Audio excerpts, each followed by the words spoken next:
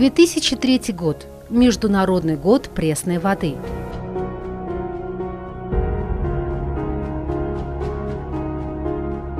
С 2005 по 2015 годы – Международное десятилетие «Вода для жизни». – 2013 год.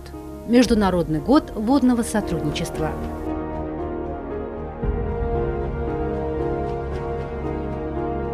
С 2018 по 2028 годы – Международное десятилетие действий «Вода для устойчивого развития».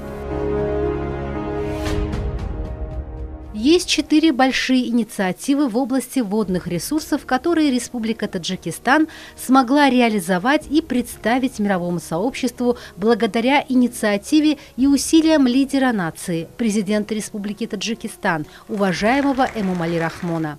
رسیدن به رشد استوار، شکوفایی و امنیت تنها توسط همکاری عاقلانه و ثمرناک در ساحه آب، همکاری که بر پایه اعتماد متقابله و به نظر گرفتن طلبات و نیازهای همه جانبهای منفعتدار، اینچنین جستجوی منتظم راه‌های بهتر نمودن مکالمه و همکاری اساس یافته است، میسر می‌گردد.